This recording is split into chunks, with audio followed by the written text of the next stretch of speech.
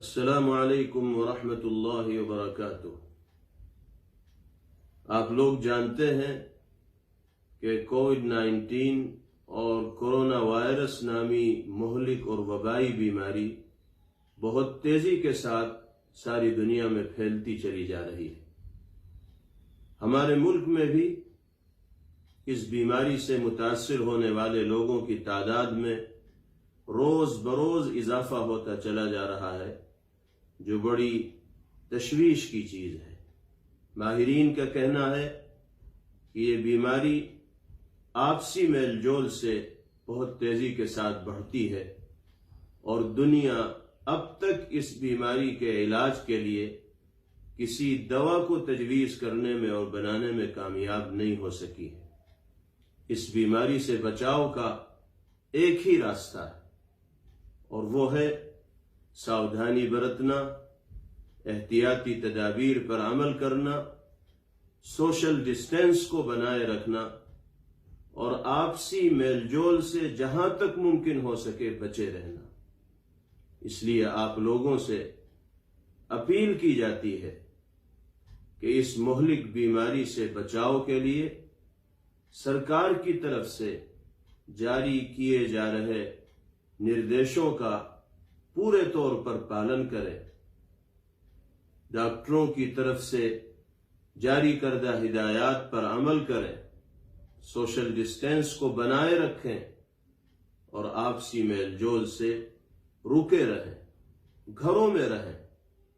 یہاں تک کہ نمازیں اور اپنے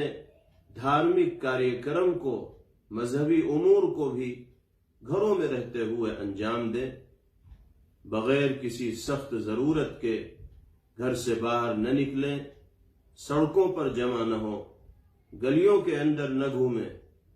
اگر کسی خاص اور سخت ضرورت کے پیش نظر باہر جانا ہو تو منہ پر ماسک لگا کر اور دوسری احتیاطی تدابیر اختیار کر کے جائیں اور جلد ہی اپنے اپنے گھروں کو لوٹ جائیں، واپس ہو جائیں۔ یاد رکھیں کہ جتنا ہم نے سوشل ڈسٹینس کو بنائے رکھا اور احتیاطی تدابیر پر عمل کرتے رہے، اتنا ہی ہم اپنے آپ کو، اپنے گھر والوں کو اور اپنے سماج کو اور دیش واسیوں کو اس بیماری سے بچانے میں اور محفوظ رکھنے میں کامیاب ہوں۔ کسی طرح کی افواہ کے شکار نہ ہو، نہ افواہ پھیلانے والے بنے اور نہ کسی پھیلی ہوئی افواہ سے متاثر ہو۔ اور آخری بات، میں اپنے بھائیوں سے یہ کہنا چاہوں گا کہ شب برات آنے والی ہے۔ جمعرات کا دن گزار کر جو رات آئے گی وہ اسلامی نقطہ نظر سے بہت مبارک اور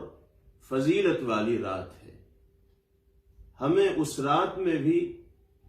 انفرادی طور پر عبادت کا اہتمام کرتے ہوئے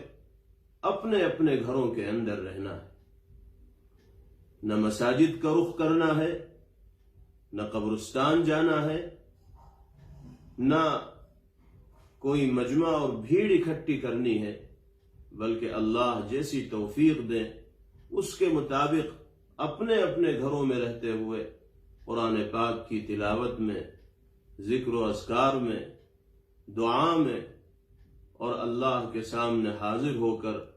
اپنے گناہوں پر ندامت و شرمندگی کا اظہار کرتے ہوئے معافی مانگنے میں وقت گزارنا ہے۔ اللہ تعالی